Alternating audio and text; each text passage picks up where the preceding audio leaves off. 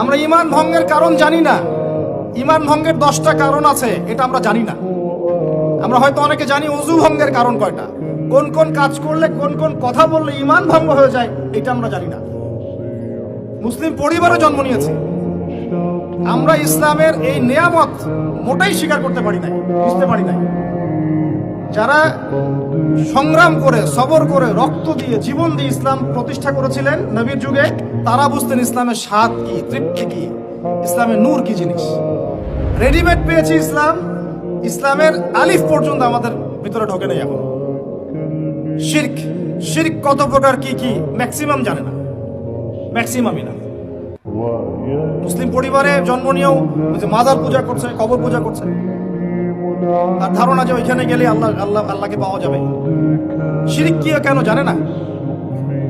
মুসলিম পরিবারে জন্ম নিয়ে বলছে যে এই বিশ্বটা আল্লাহ পাক সৃষ্টি করেন নাই, নাউজুবিল্লাহ, বিগ ব্যাং থেকে সৃষ্টি হয়েছে। কথা কি বুঝতে পারেন? বুঝেন নাই মনে হয়, নাকি আমি ভুল জায়গায় ভুল বাস করতেছি? মুসলিম পরিবারে জন্ম নিয়ে বলছে মহাবিশ্ব বিগ ব্যাং থেকে সৃষ্টি হয়েছে, মানে আল্লাহ সৃষ্টি করেন নাই। বুঝেন বিগ ব্যাং কি জিনিস?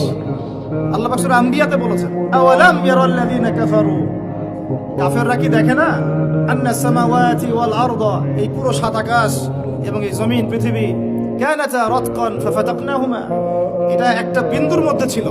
সাত আকাশ এবং জমিন এক বিন্দুর মধ্যে ছিল।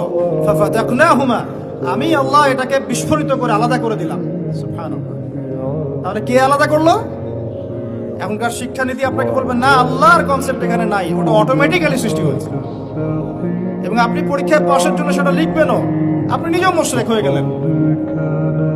লা ইলাহা কালিমা পড়ার পরেও, লা ইলাহা ইল্লাল্লাহ কালিমা পড়ার পরেও মুশরিক হয়ে গেলেন।